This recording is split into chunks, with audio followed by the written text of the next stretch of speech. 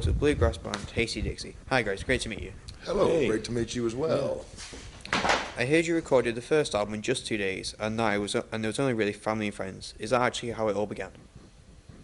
Basically, yeah. It was done. We cut the first record in the summer of 2010. 2000, I'm sorry, the summer of 2000. Time gets by. So 19 years ago. And yeah, I don't think we ever thought that it was going to be a commercially released record. We thought it was just something this is back when you still used to burn CDs on your computer, right? And I think we made about 25 copies of them, passed them around to some friends, and thought it would be something that people could play at their barbecue or something. But it somehow made its way to a bunch of morning radio shows in the U.S. and once that happened and started playing it, we thought, well, maybe we should try to get it released. And I thought it would sell a couple thousand pieces and be sort of a weird novelty item or something that people would quickly forget. But the thing sold 150,000 pieces in the first 6 months in the U.S., which is a lot of records even from back then. So at that point we thought, well, maybe we ought to go play some shows. And here I am 19 years later, kind of still doing it, much to the disappointment of our mothers. Still, it was a good impetus to Well, start a band, yeah. Yeah. Selling that many. Did the success of the first CD take you by surprise? Absolutely. Had no expectations whatsoever, like I just said, yeah. Looking back, is there anything you wish you'd done differently? Well, yeah, lots of things, and I probably would have screwed it all up. If I'd have had any idea the record was going to sell that many copies, I probably would have tried to take my time on it and do it better, which means it probably wouldn't have been as good. Yeah, I've always thought if I knew all my mistakes and went back and tried to correct them, I'd make a whole other set of equally or possibly worse mistakes, yeah. So yes, there are things I think I would do differently, but would it actually improve the overall end? Probably not. You know? You cover mainly rock songs and others like Eminem. Are there any songs that you won't cover? Most songs, I think it's usually the mark of a good song that you should be able to do it on any instrument you want. It should still make sense. Like you should be able to play it as a marching band arrangement or as a piano tune, or if it's a good song, it has a decent melody, a decent set of lyrics, it should work. The only songs that we haven't been able to really make work are the ones where there's not really much of a song there, where it's just, some groups kind of have more of a sound than they really do songs. And if something doesn't really have any chord changes, it's hard for us to do it as a bluegrass thing because we don't have drums. So to maintain the rhythm, all of our rhythm instruments also have a pitch. So if there's not any pitches to change, then it can kind of make the song get kind of samey. And also if the lyrics are really terrible, you really notice it when we do it acoustically in a way that you can kind of bury them in a rock guitar mix and people just hear the guy going, wah, and they don't really think about what he's saying.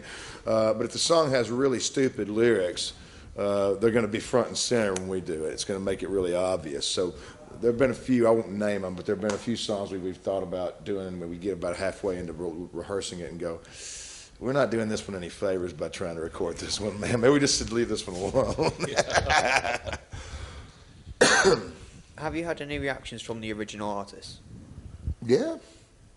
The guys in Hayseed Dixie were really supportive of us, like sort of beyond the call of duty.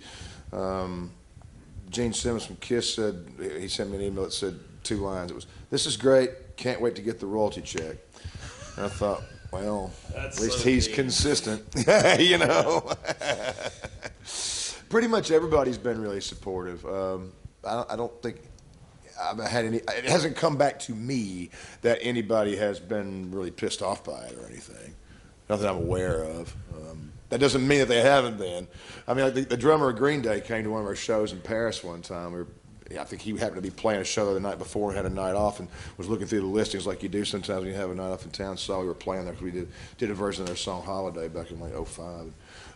He bought a ticket. He was standing at the merch table. We were sort of signing things, and I recognized him. I'm like, "You look like the drummer of Green Day." He went, "That's probably because I am." I'm like, "That's pretty cool. You want to come back and drink a beer?" So he just sort of showed up at the gig, and he was like, "Yeah, man, we loved you guys' version of our song. That was really cool." So he used to send me, we swapped email addresses, and for the next sort of 4 or 5 years, still once in a while, he would like take a picture of himself backstage in some big stadium that they were playing or something, where he'd drawn a dick on the wall and put "Hayseed Dixie was here" and taken a selfie and sent it to me. I'm like, he was that kind of a guy, which is kind of funny.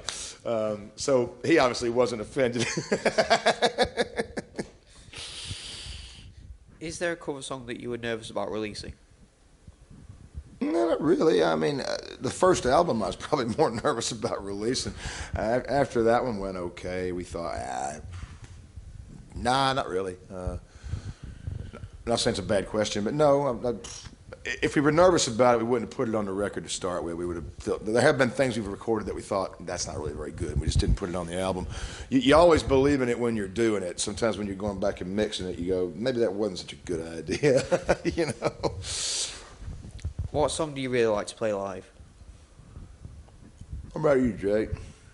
Goodness, you know, I like playing War Pigs just for the lyrics because it's, you know, a harbinger written a fair few decades ago that's still quite pertinent today. Yeah, sadly enough, yeah.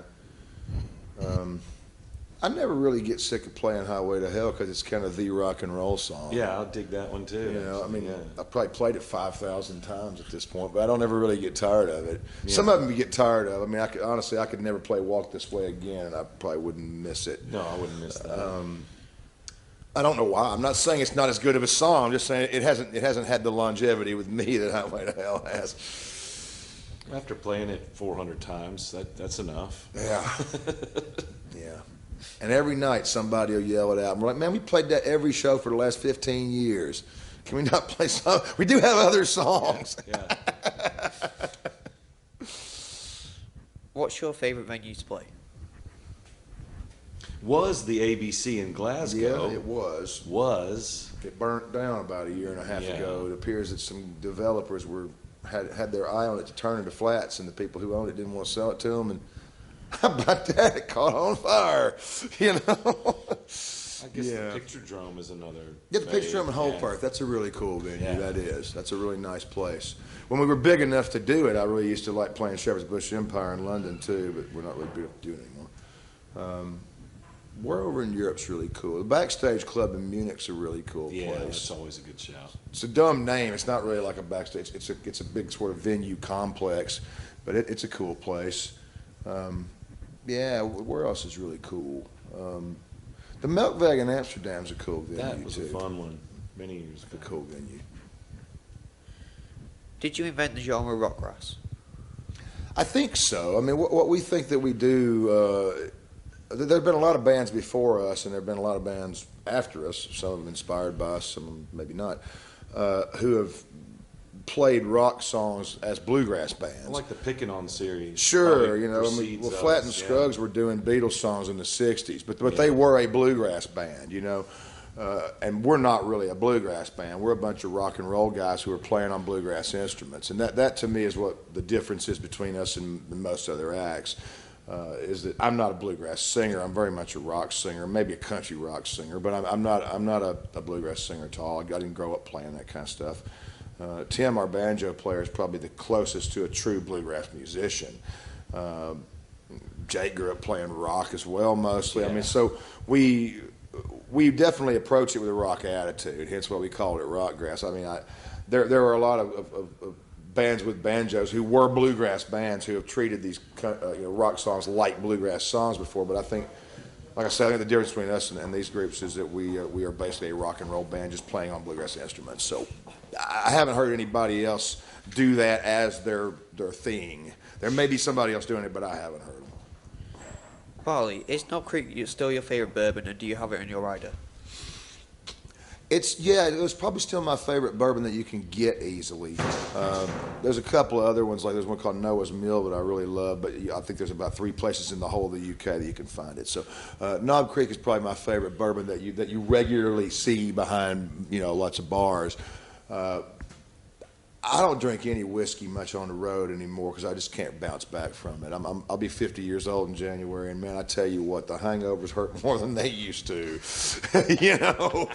When I was this man's age, I could drink 15 beers and maybe I'd wake up the next morning and be a little bit thirsty, and by lunchtime I was fine. And now, man, if I drank half a bottle of whiskey now like I used to do when I was in my 20s, I'd have a hangover for 3 days. I mean, I can't do it anymore, man. Enjoy it while you're young enough to. I'm telling you. Is it hard being away from home on tour? Of course, yeah. But not where, it causes problems. It's a choice that I made a long time ago. So actually, it's a welcome break, you know, in my life. Well, and we do but somewhere between sort of 90 and maybe 110 or 120 shows a year. That's about the most that we'll do. So it's about a third of the time that Very we're manageable, gone. yeah.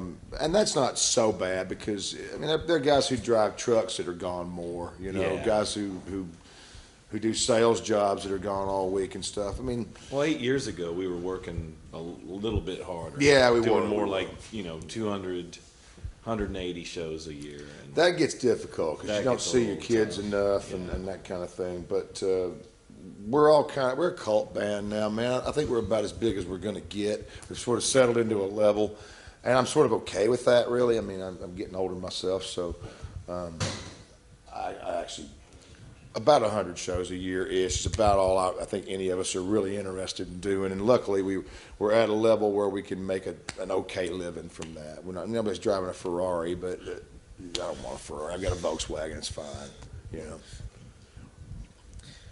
What's your favourite thing about touring? It used to be going to the different kind of landmarks and museums and seeing the old buildings and stuff. I Yeah. quite like buildings and architecture. Now, after having done it for almost 20 years, there aren't too many places I haven't seen. So, I mean, there would be in other parts of the world, if we could go tour somewhere like Argentina or Japan or something, which we haven't ever been able to do for whatever reason, maybe I would rekindle that interest. Now, I mean, the first time I came to Chester, I mean, I got here early. I walked around the Roman Wall. I really made, you know, it was really interesting to me.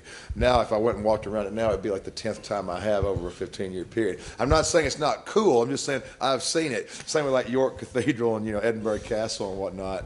I remember the first time I went to Edinburgh, the guy that was at the venue that was looking after us, I was really impressed. I'm like, man, this is coolest thing I've ever seen. It's like Dracula's, and he's like, oh man, it's in them. They ought to build a tunnel under it. You're trying to get across town, you can't get around it in the traffic, and you know that was his attitude about it. And we went back we went back every year for the next 15 years. And I can recall at one point being back in Edinburgh a couple of years ago and thinking, oh God, look at that traffic. Why don't they build a tunnel underneath that big that castle sitting on? Man, it's in the way. And I had the same attitude he had. So it's amazing how things like that become transparent to you. Now I think it's got more to do with there's certain foods in different places that you I like get into. experiencing the different cultures too. Just that's my thing lately is just getting into a local cafe somewhere, just looking for a local pub wherever I am, and just trying to meet, you know, local color and just get the sense of what's going on the ground and the vibe of a place, because there is a difference. Oh yeah, yeah. Wherever you go. Yeah, same as the people's accents. There's a Yeah. difference in the sort of attitudes too. Yeah. And yeah. What we're going to do with all this information, I don't know, No, but it's interesting to try to yeah. collect it. I really like your original song, Gin and Juice. Has anyone ever requested to cover the song? Oh, it's not original. Gin and Juice is a Snoop Dogg song. We just did a really, really odd version of it. I wish I had written it. I'd be much richer. Snoop. Yep, it's a Snoop Dogg song. Sure is. His doesn't sound anything like ours. We put chords on it and stuff. I mean, go Spotify it and look at it. You wouldn't even recognize it, but yeah. Sorry. That's the end of the interview. Thank you for your time. It's on, man. It's on. Oh.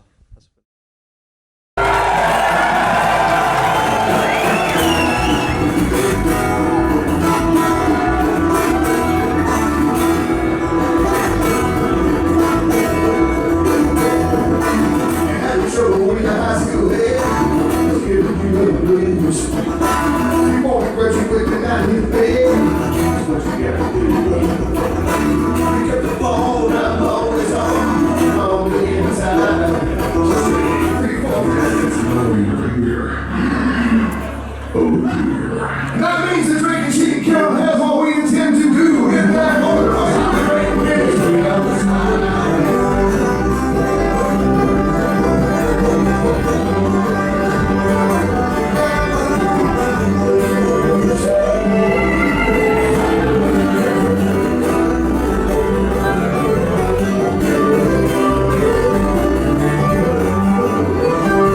Nothing you ain't find like you used to be.